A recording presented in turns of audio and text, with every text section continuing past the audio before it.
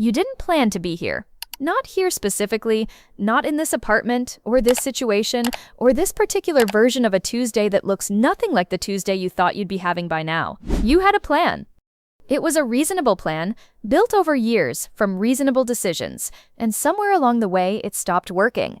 Not dramatically, not all at once, but in the specific, disorienting way that things stop working when the foundation shifts and the structure above it takes a while to notice. Maybe it was the relationship that ended, or the job that disappeared, or the health that changed without asking, or the version of yourself that you built an entire life around and then, one day, couldn't find anymore. Maybe it was all of these things at once, which is how it usually goes, the losses arriving together rather than separately, the way that when one load-bearing thing shifts, everything built on top of it shifts with it. And now you're here, which is to say, somewhere unfamiliar, in a life that doesn't quite fit yet, trying to figure out not just what to do next, but who to be while you're doing it. The people around you have advice. Keep busy, stay positive, give it time. All of it true in some abstract way, and none of it quite sufficient for the specific, groundless feeling of not knowing which direction forward is. Here's what the rebuild your life industry doesn't tell you about rebuilding. The goal isn't to get back to where you were. The version of the life that ended is gone. It isn't waiting at some future point if you work hard enough to reach it. The goal, the only honest goal, is to build something new from what remains, which will be different from what was, and which, if the method of rebuilding is right, might eventually be more itself than the original ever was. Japan has a word for this, for the bowl that broke and was repaired with gold, more beautiful for the repair than for the unmarked surface it had before, for the life that stopped being what it was and became, through patient, honest reconstruction, something it couldn't have been without the break. The word is Kintsugi, and the method it describes, for bowls, for lives, is the most useful thing I know about starting over.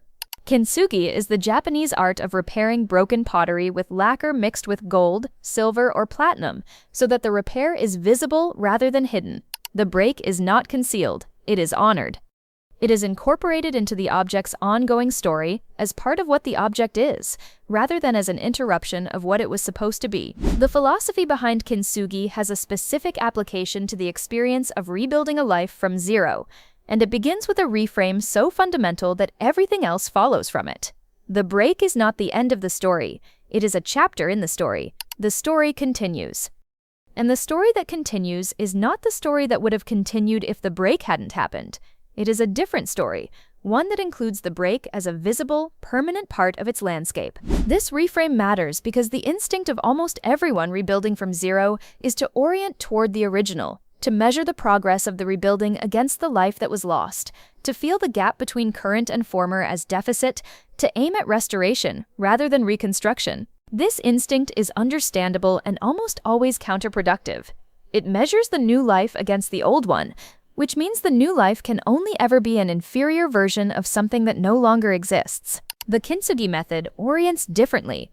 It asks not, how do I get back to what I had, but what can this become that it couldn't have been before? The gold in the crack is the answer to that question. It is not camouflage. It is the evidence of what the break made possible. 6 principles. 6 daily practices.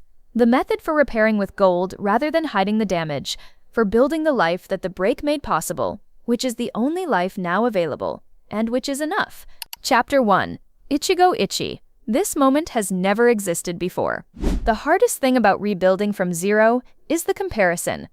The constant, involuntary comparison between now and before, between the current unfamiliar life and the former familiar one, that makes every present moment feel like evidence of loss, rather than the beginning of something else. Ichigo Ichie. One time, one meeting, this moment will never come again, is a Japanese concept rooted in the tea ceremony tradition, where each gathering is understood to be singular and irreplaceable. This specific meeting, these specific people, this specific afternoon, it will never be precisely this again.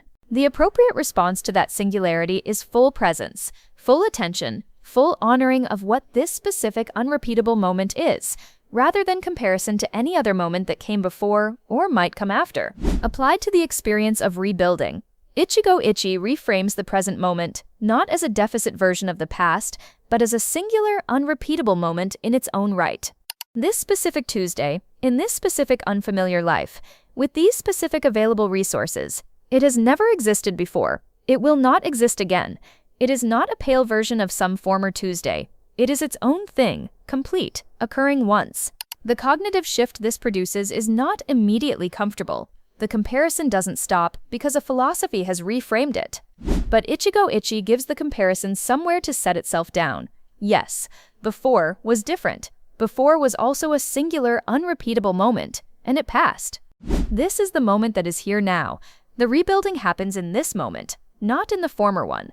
The practical application is specific. When the comparison arrives, when the current Tuesday is measured against some former version and found diminished, name it as Ichigo Ichie. This moment is singular. It is not a comparison point. It is a moment, unrepeatable, in which something can be built that couldn't have been built in any other moment. What is available in this specific moment? Not what was available before. What is available now? The takeaway. Today, when the comparison arrives, try naming the present moment as Ichigo Ichie, this moment, only once, and redirecting the attention from what it lacks relative to the past to what is actually present and available within it. Chapter 2. Ma. Honor the empty space. Between what was and what will be, there is a gap. This gap, the time between the end of the former life and the beginning of the new one, is the specific location where most rebuilding goes wrong. Not because of what happens in the gap, but because of what is done to it. The instinct to fill it as quickly as possible, to replace what was lost with something new before the loss has been fully registered, to move forward so urgently that the empty space is never actually inhabited. Ma, intentional empty space, applied to rebuilding, is the practice of inhabiting the gap rather than racing across it. Not staying in it indefinitely, not using it as an excuse to avoid the work of rebuilding, but genuinely allowing it to be empty for the time that it needs to be empty, which is longer than the urgency of the situation usually permits. The gap between lives serves specific psychological functions that rushing eliminates. It is the space in which the former life is processed rather than merely left behind, in which the grief of what ended, the disorientation of what changed, and the slow emergence of what remains when the structure is removed all have room to happen without being overwritten by the construction of the next thing. The Japanese craftsperson practicing Kintsugi does not rush the lacquer. Each layer must cure before the next is applied. The repair that is rushed holds imperfectly and cracks again at the point of greatest stress. The repair that is patient, that allows each layer to fully set before the next is begun, holds across decades. The May of rebuilding is the curing time. It is not nothing. It is active, invisible work happening below the surface that makes the next layer possible. The person who has allowed the gap to be genuinely empty, who has sat in the disorientation without immediately filling it, is building something that will hold. The person who rushed the gap is building on a layer that hasn't set. The takeaway. Identify one area of the gap you've been rushing to fill, not to avoid filling it eventually, but to ask honestly whether the filling is proceeding because it's ready or because the emptiness is uncomfortable. If the answer is the second, allow it to be empty for one more week. Notice what becomes visible in the emptiness that the filling was covering. Chapter 3. Kaizen. 1% every day. The fantasy of rebuilding from zero is the dramatic restart, the clean slate, the fresh beginning, the version where everything changes at once and the new life begins fully formed from the first day. This fantasy is understandable, and it is the most consistent source of rebuilding's early failures, the attempt to construct too much too soon, which collapses under its own weight within weeks, which produces not a rebuilt life, but a second collapse on top of the first. Kaizen, continuous small improvement, is the antidote to the dramatic restart fantasy, and it works by changing the unit of measurement from the finished life to the daily increment. Not how far is the new life from what I want it to be. That distance is always large and always discouraging at the beginning. But what is one specific thing I can do today that is 1% better than yesterday? That question is always answerable. The answer is always small. The answer, accumulated across 30 days and 90 days and a year, produces a life. The specific application of Kaizen to rebuilding is not about optimizing what exists. It is about building what doesn't yet exist, 1% at a time. The 1% might be a phone call that has been avoided. It might be a single step taken in a direction that matters. It might be 1 hour given to the work that the new life will be built around, when the familiar thing was to give it 0 hours. 1%, not 10%. Not a dramatic new discipline. 1% more than yesterday. The Kaizen rebuilder does not announce their rebuilding. They do not set public goals or track public metrics or share their progress. They simply do the 1% every day in the direction they have chosen, and they let the accumulation do the work that motivation and dramatic intention cannot sustain. The takeaway: identify one specific direction in which your new life needs to be built. Identify the smallest possible step you could take in that direction today. Not the impressive step, the smallest one. Take it. Tomorrow, take one slightly larger. Don't announce it, don't track it publicly. Just do it, day by day, and let the accumulation become the evidence. Chapter 4. Shizen. Build from what is actually there.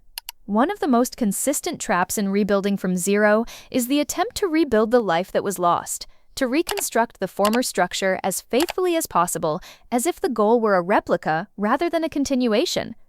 This attempt fails not because the former life wasn't good, but because the person rebuilding it is no longer the same person who originally built it. The break changed things. The gap changed things. The person who emerges from the collapse is not identical to the person who entered it, and a life built for the former self will not fit the current one. Shizen. Naturalness. The quality of something that flows from its own genuine nature is the Kintsugi principle applied to identity and rebuilding. The gold doesn't try to look like the original glaze, it looks like gold. It is completely, honestly itself. The Kintsugi bowl doesn't pretend the break didn't happen.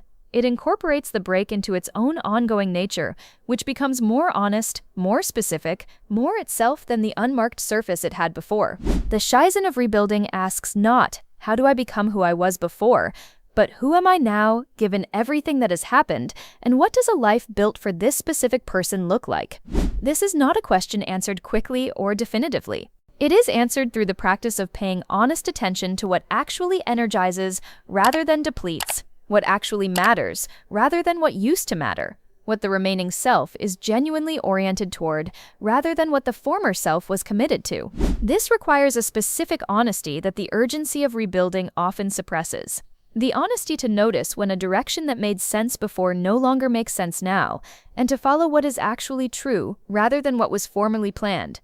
The rebuilt life that flows from genuine current nature, Shizen, is the one that holds. The rebuilt life that attempts to replicate the former structure without acknowledging how the person has changed is the one that continues to feel like someone else's life. The takeaway: identify one commitment, direction, or aspect of the rebuilding that you're pursuing because it was part of the former life rather than because it genuinely calls to the current one. Not to abandon it necessarily, but to ask honestly whether it is Shizen, whether it flows from who you actually are now rather than who you were before. Let the honest answer inform the next step. Chapter 5. Ganbaru. The quiet, persistent effort. There is a specific kind of effort that rebuilding requires that has almost no cultural representation in Western self-improvement. Not the dramatic, motivated, visible effort of someone making a fresh start, but the quiet, undramatic, daily effort of someone who keeps going on the days when keeping going produces no visible evidence of progress. Ganbaru. To persist, to do one's best, to keep going with quiet determination is the Japanese concept most specifically suited to the middle of rebuilding, which is the part nobody talks about.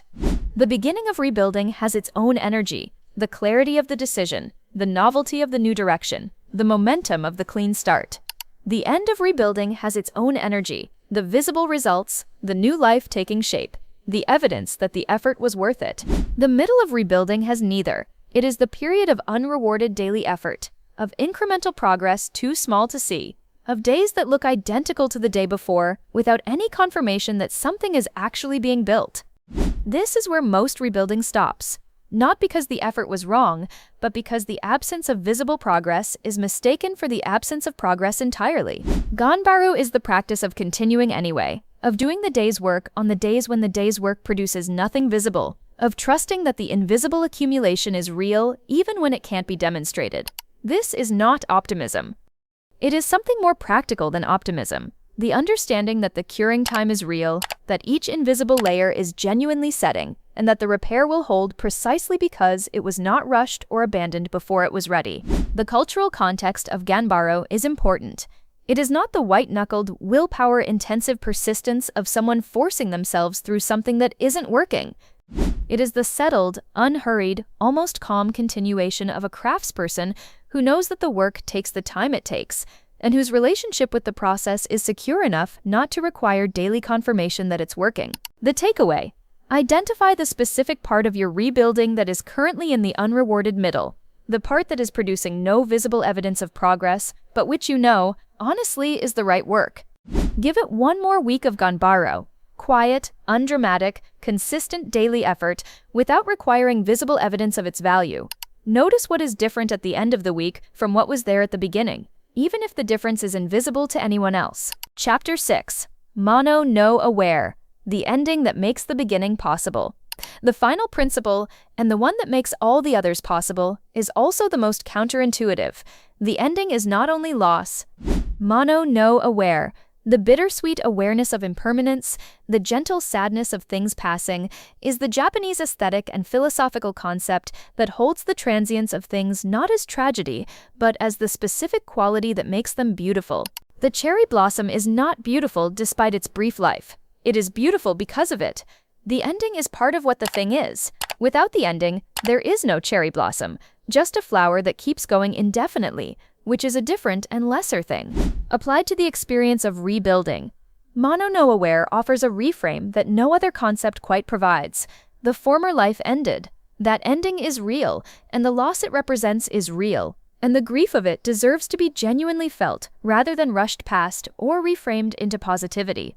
And, not but, and, the ending is also what made this moment possible. The new life that is being built in this specific, unrepeatable moment could not have been built without the ending that created the space for it. The Kintsugi bowl could not have its gold without the break. The gold required the break. The beauty that the gold produces, the specific, honest, complex beauty of something that has been through something and continued, required the break to be possible. The unbroken bowl was beautiful in its own way.